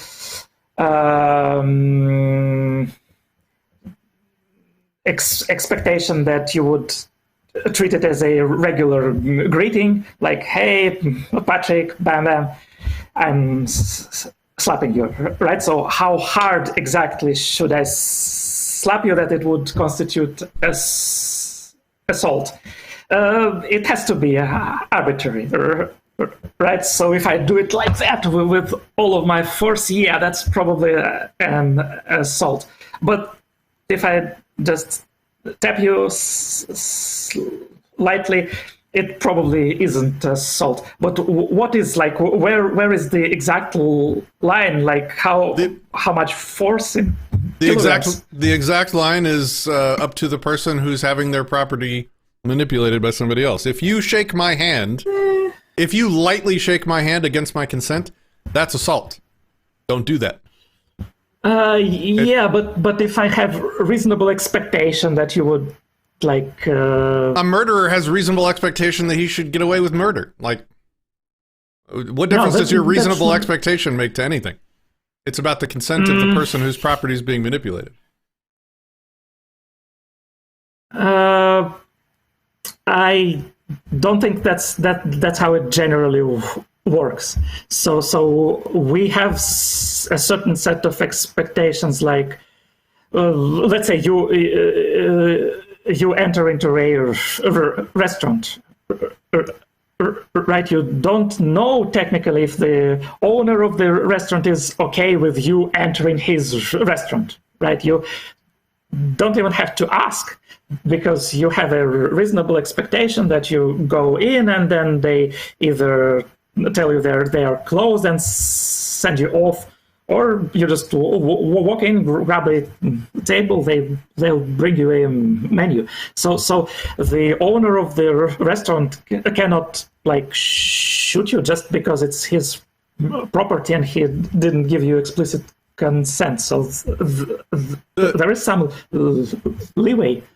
It's not arbitrary, it's reciprocal. So if you walk into his property, then he has the right to push you off of his property. If you walk in and shoot at him, he has the right to shoot back at you. Like, it's reciprocal. Yeah, but like the exact set of actions, right? So let's say I confuse somebody's home with their restaurant and I step on their lawn and walk towards their home. Like, do they have the right to shoot me right away? Like, it would probably be unreasonable, would it? It's reciprocal. So if somebody steps a foot on your property, that's them taking up space and manipulating your property in a way that you don't consent to. So that in a reciprocal way, gives you the right to put your hand on their property and use their property in a way that they don't want, i.e., to push them off of your property, as an example. So it's a reciprocal force, a reciprocal cessation of rights understandings, right? So if they jump on my property and destroy the grass and set fire to trees, then I have the right to do more to them to get them off my property, or what I guess the better way to say it is, they give up more facets of the mutual reciprocal understanding the more they give up to me. So like if they do a long list of negative things to me, then they give up more and more rights, more and more expectation that I should protect them from the same stuff. Right, but this more and more thing, it's pretty arbitrary, because like stepping on somebody's lawn is very different from pushing another person. So you can just arbitrarily I disagree that it's different. Decide that. But well, we're coming up on 2 hours, so maybe we can kind of start working our way towards a conclusion. And by conclusion, I don't mean that we both have to agree, but do you want to give your sort of final summation thoughts on, have I been successful in convincing you to shed your more arbitrary definition of who should get rights? And if not, why not? And if so, can you kind of tell us where you're ending up here? So I think I kind of understand your position a little bit better. That's one thing. I don't feel like I kind of got budged off my position by a lot. So that's, I guess that's expected. I cannot be expected to change it. What I mean, willy-nilly. Let me ask you a question. So your line in the sand was a fish's brain complexity. If a being possesses, is that right? That's one of the lines on this sand, yes. So if a being possesses a fish's brain capacity, and somebody is trying to kill it, would you say that I can use force on that person trying to do the killing in defense of the fish's brain possessing entity? Yes, if they were or are expected to be sentient and potentially adhere to the non-aggression principle.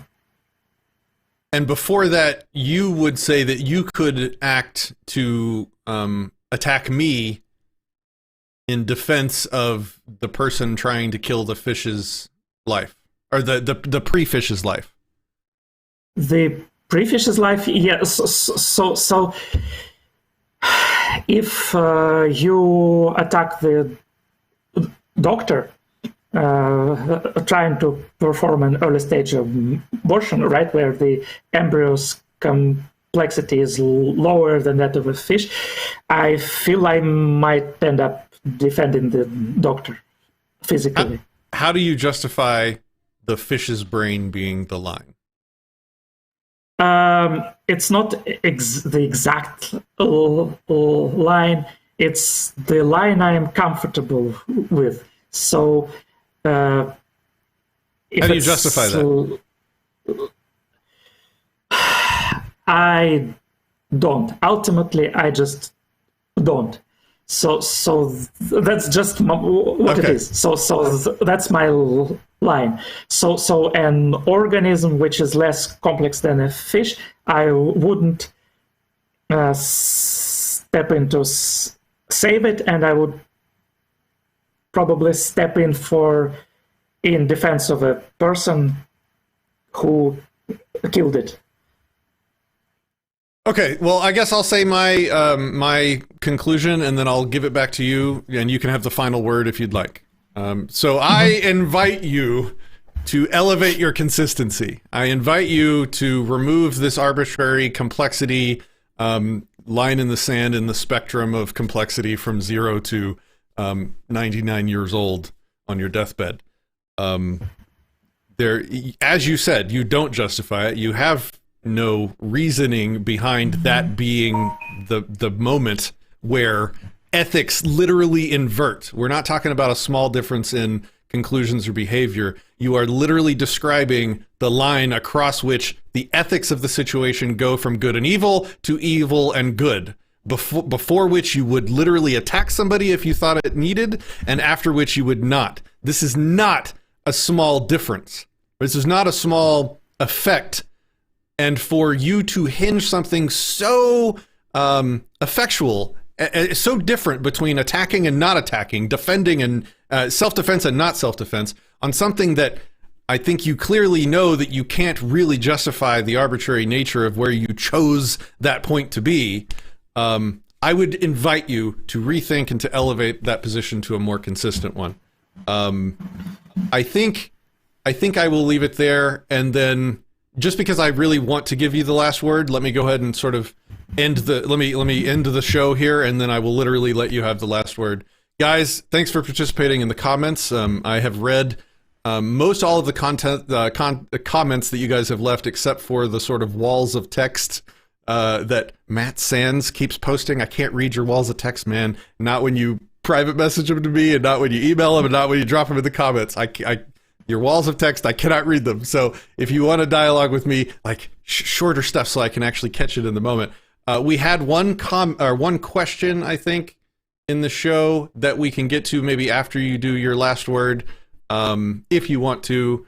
But just aside from that, guys, as always, you're a fantastic audience, and I have really, really enjoyed this conversation with you, and I'm fine with having more. And if anybody in the comments thinks they have a better way to disagree with me, or something that you can that you think I'm wrong on, reach out and let me know. And if it seems like it's worth a video, then we can have you on and continue on from there.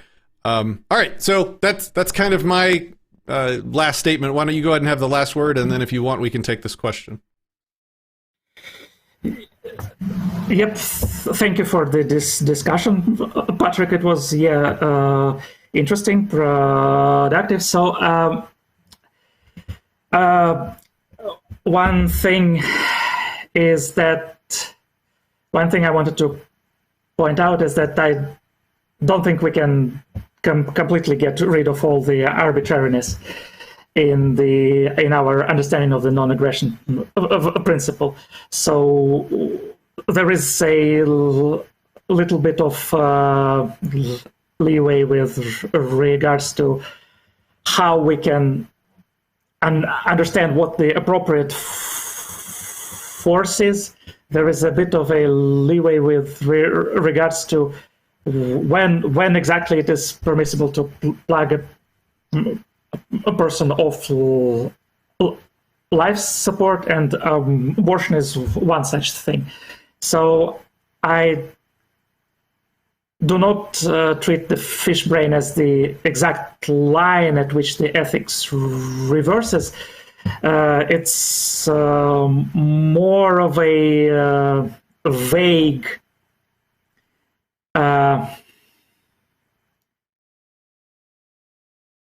area, let's put it like that. So I would not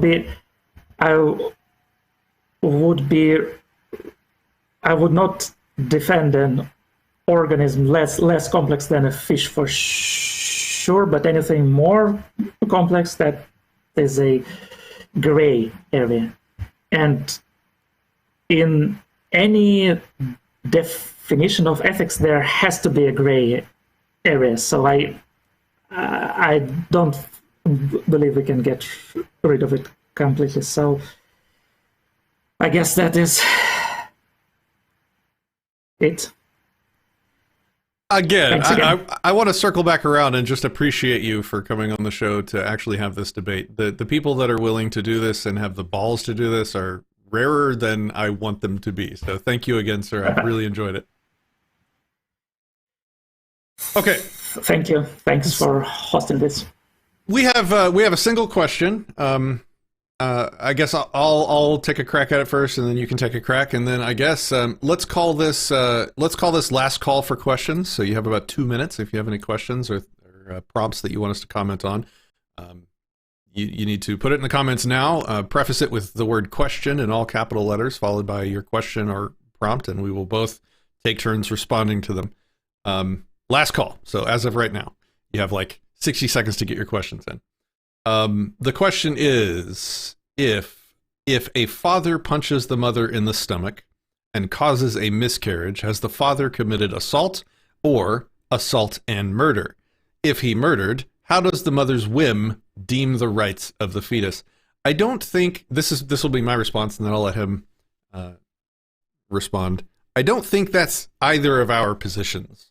My position is that it would always be assault and murder, and the mother's whim, a person's whim never has anything to do with the ethics of a situation, unless the whim is another word for their consent. Their consent is what makes the difference. But in this case, it's not up to the mother's consent whether or not that is a murder. Although some contemporary abortion advocates would say something dumb like that by saying something like, well, if the mother wanted to keep it, then it was murder. But if the mother was planning on having it aborted, then, it wasn't. I agree that is inconsistent and dumb, no matter how you slice it. So that is my answer. Dimitri? My answer that it is always an assault, and in case the mother did want the baby, it is a lot worse than an assault. It's almost as bad as murder. So the victim in this case is the mother. She wanted the baby. She lost the baby. That is extremely tragic. It's much worse than just a simple punch in the stomach. So but if still not murder. If the fetus was 9 months and about to be born, is it still not murder, or is it another one of the fish brain lines? Above fish brain murder, below fish brain not? Third trimester is most definitely murder. So at this point, the baby has the capacity to function independently of the mother. Has a high enough brain complexity to be considered a living human being. So third trimester is most definitely a murder. First trimester is not exactly a murder, but much worse than a regular assault. This has tragic consequences for the mother. We have one more question. It is from Matt Sands. He says, what about disabled humans who will never become equivalent to consenting adults? If you have any comments or thoughts on that, I'll let you go first. I kind of feel like that was directed at me, but maybe not. So go ahead if you have any thoughts. The question was, what about disabled humans who will never become equivalent to consenting adults? So maybe the equivalent question to you, Dimitri, would be something like, what if there's a born human or an adult or an elderly person that was equivalently brain complexity to an eighth month fetus, something like that. Do you have any thoughts on that? Yes, so I would treat them as a human being with disabilities. So I would say they fall under the non-aggression principle, under my understanding of it, even though they can never subscribe to my ethical views. I don't think I actually framed that correctly. I think the analogy would be a disabled person or elderly person that was disabled to the point that made them mental complexity equal to a pre-fish brain. That would be the analogy to his question. Pre-fish brain, yeah, that's an interesting question. So let's put it like that. I would be comfortable with my wife turning me off life support if I get to that stage ever. So I think brain complexity of a fish is barely enough to maintain my body. It's not enough to host my mind, my psyche, so I would consider myself dead at this point. I think brain dead is as good as dead. I think the question would be, could you ethically attack and kill someone, an elderly disabled person in that state? I think that would be the analogous question.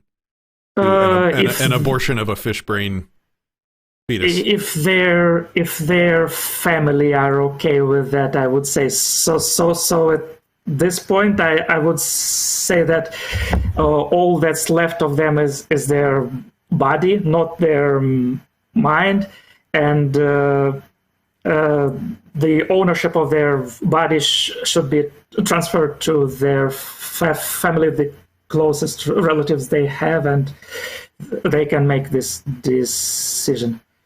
I feel they have the right to make this decision, let's put it like that.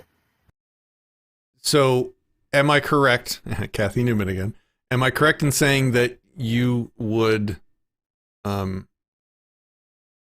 you think it's okay to act to prevent someone, how do I say this? You think it is not okay for somebody to stop someone from killing a pre-fish brain fetus, but you think it is okay for somebody to attack a post-fish brain human? Or, sorry, a pre-fish brain human? So pre-fish... So pre-fish brain fetus, pre-fish brain human can both be attacked? Yes or no? Yes. Okay. I think that was the answer to this question. Okay. Let me reread it because I think I lost it. Sorry, 1 second. What about disabled humans who will never become equivalent to consenting adults? So never will be or become or lose the ability to. I kind of think those are the same. There's no non-arbitrary distinction really between the two.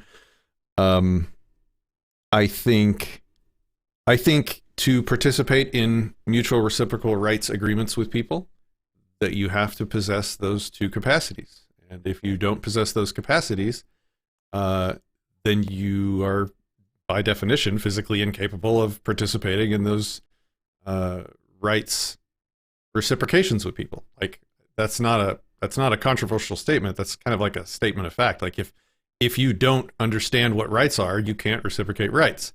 So is your question, well, does somebody should we over afford rights to people that can't possess them? That is a subjective should, and my subjective answer is hell yeah. Like I don't want to come anywhere near the line where I could be at risk of even inadvertently violating somebody's rights that had those capacities that maybe I wasn't aware of, or maybe I was foggy on, or who knows? Like I don't want to go anywhere near that. I want to be extra cautious. That's the same reason I don't go eat dolphins, because who knows? Maybe they are, maybe they do somehow possess those two capacities. I'm just kind of making an example. Like we should want to not come anywhere near the line of violating somebody's rights or treating somebody as if, or not respecting someone's rights that we should. And so elderly people, disabled people, mentally disabled people, like these are all lines at which, we want to be careful about, I guess is what I'm saying. So as a hard answer, an uncomfortable answer, if somebody can't understand property, if somebody can't even conceptualize something like rights, if somebody can't control their own behavior, then should you go out of your way to respect that person's, or to afford that person rights? I can't logically make that argument. Like that would just be altruism. Not saying altruism is bad, and like I just finished explaining, like I am altruistic when it comes around getting anywhere near where that line is. But at a certain point, if you can't understand property, you can't own property.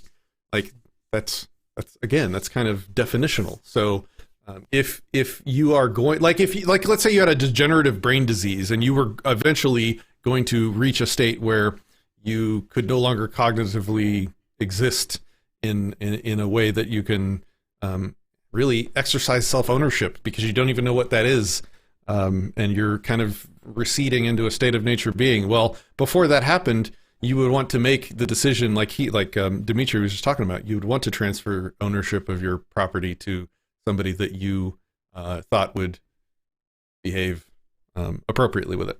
So, okay. All right. I think we're good, guys. Thanks for hanging out. Do you have any last words? Not last words. That's a really bad phrase for an abortion debate. Do you have any final thoughts before we say goodbye? I really like the questions. I think we should have given our audience more of a chance to participate. Maybe that's a good idea for the next. We can, I mean, if there's more questions, we can, go another 15 minutes. I'm not seeing more questions.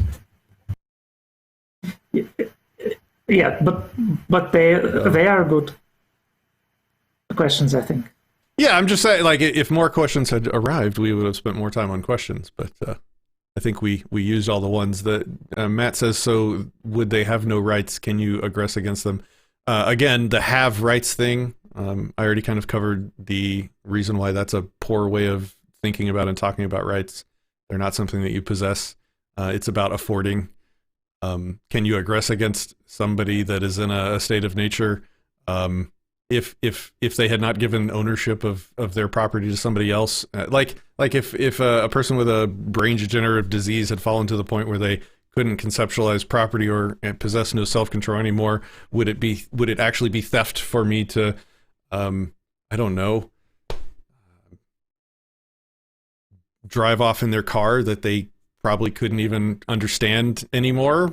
I don't think that would be theft, but it's an unrealistic scenario, because in all of those scenarios, people transfer their body property to other people when they're in those situations. So that's my answer. Did you have any answers to that, Dimitri? No, I actually think it would be wrong to steal from them whatever property they can still use, and it would be wrong to aggress against their body, only if they are in the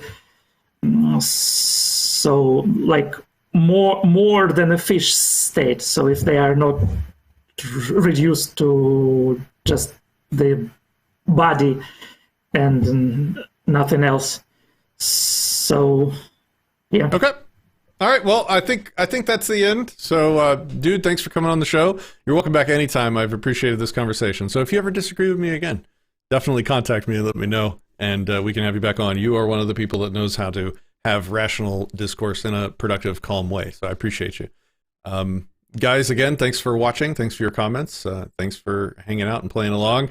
If you appreciate discussions like this and content like this, please consider becoming a supporter. There's options from $5 to $50 to whatever you want to become a supporter, and you get some perks on our website. So please check out disenthrall.me/support if you're interested in becoming a supporter. Yeah. So, all right, guys, take it easy. I will talk to you next time. And thanks again, Dimitri. Appreciate you. Thanks, Patrick. Thanks.